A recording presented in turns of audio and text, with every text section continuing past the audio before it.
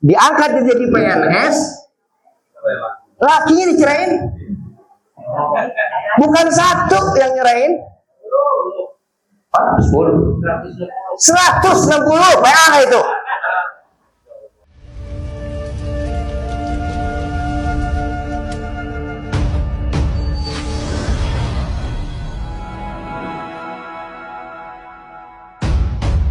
Alhamdulillah, berkat nikmat Allah Subhanahu wa taala, nikmatul Islam wa nikmatul iman wa nikmatul sihah wal afiyah. Alhamdulillah, dengan sadar diri melangkahkan kaki kita. Ini sadar semua kan ini ya? Iya, sadar semua namanya. Ya, dengan sadar diri, dengan penuh kesadaran.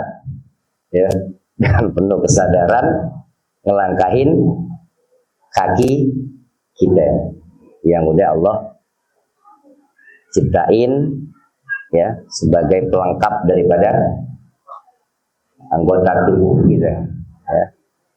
Kita langkahin tuh berat-berat kayak Bismillahirrahmanirrahim ya. Kalau dia mansalakat tariqan yaltamisu bihi ilman salakallahu tariqan bihi ila jannah. Insyaallah nanti pada waktunya Allah yang gerakin kaki kita mudah masuk dalam surganya Allah Subhanahu wa taala. Mudah-mudahan yang enggak hadir ya, mudah-mudahan Allah berikan kesempatan di lain waktu bisa juga duduk di tempat atau di majlis-majlis yang lain. Selawat serta salam pada baginda Rasulullah sallallahu alaihi wasallam sebagai teladan kita semua. Yang alhamdulillah Allah masih berikan kesempatan kepada kita menjadi umat Muhammad sallallahu alaihi wasallam. Pada orang tua ya, yang turut juga hadir alhamdulillah, jamaah semua, mudah-mudahan harapan kita Allah selesaikan kita semua dalam keadaan husnul khatimah. Iyalah, mau ngapain lagi kalau bukan husnul khatimah? Mau nyari yang lain? Udah ada cuma pilihannya cuma dua, suhul khatimah atau husnul khatimah. Wa maddaru billah jannatun liman ittaqa wan narun liman lam yattaqillah. Cuman ada dua rumah, surga buat yang bertakwa, neraka buat yang nggak mau bertakwa. Dan itu ada katanya baginda Rasulullah sallallahu alaihi wasallam. Man awsani ya faqad abana wa man ata'ani dakhalal.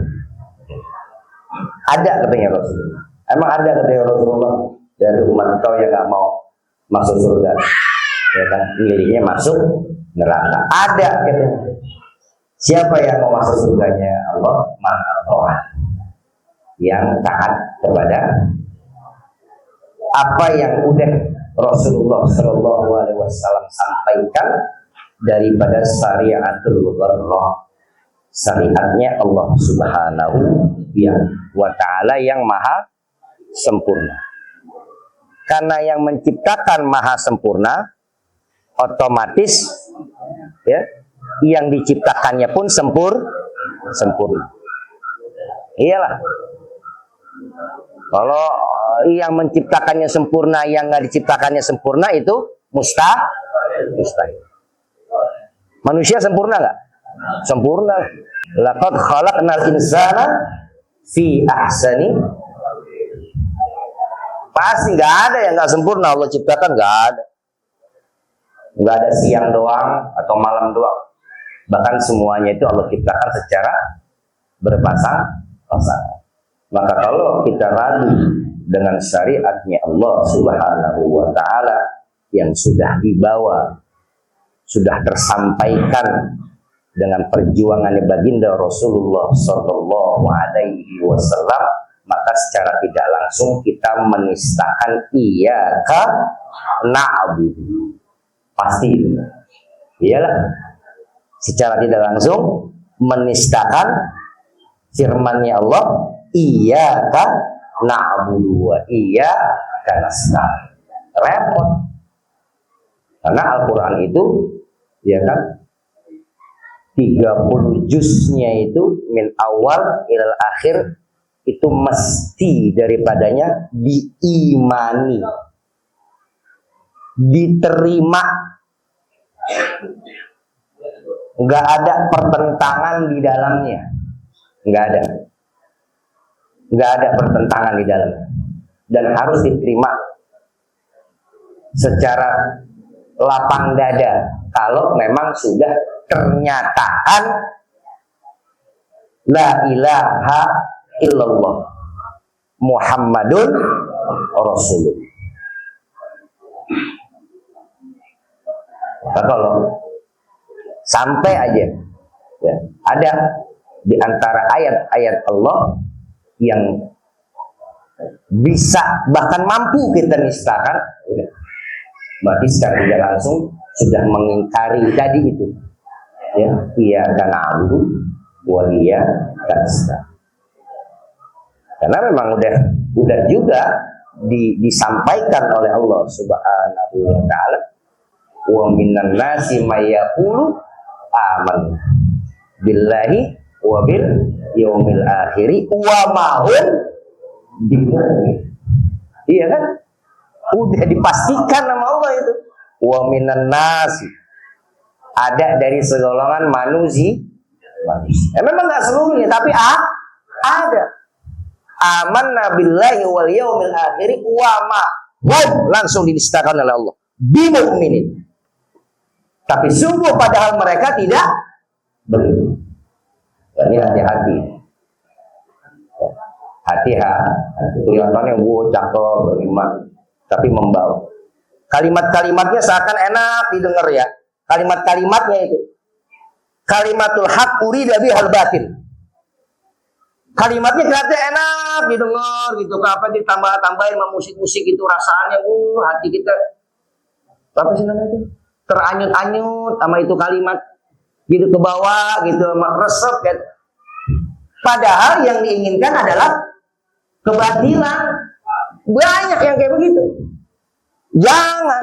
Maka rujukannya bukan orang, rujukannya adalah Al-Quran dan hadis yang disampaikan oleh orang yang benar mengerti dengan Al-Quran dan hadis, bukan yang baru kemarin muncul.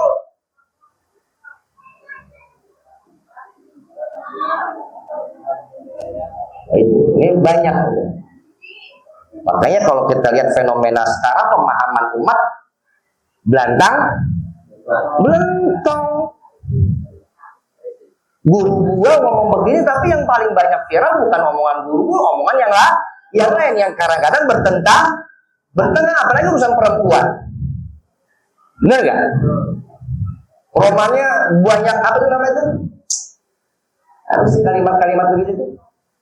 Yang bikin perempuan nunjak sama laki. Paham? Yang bikin perempuan membanding-bandingkan suaminya, benar nggak? Lo ngomong lah nyaut. Lo nggak punya bini lo ya? Kalau nggak punya gue kawinin lagi. Gue aja mau kawin lagi. Iya, ada kayak gitu. Perempuan membanding, ya suami gue nggak kayak begini. Ya, nggak boleh ngebanding-bandingin. Dia gila. Memang nggak diperintahkan buat apapun. Perempuan itu diperintahkan hanya untuk taat kepada suami. Kalau udah diperintahkan taat sama suami mau suruh ngepel ya taat, suami cuci piringnya taat lah. Emang nggak disuruh buat ngapa-ngapain dia mah jadi ratu. Cuma boleh-boleh aja disuruh. Gitu. Ini ngomongnya perempuan ngebanding-bandingin, makanya banyak yang kurang ajar perempuan.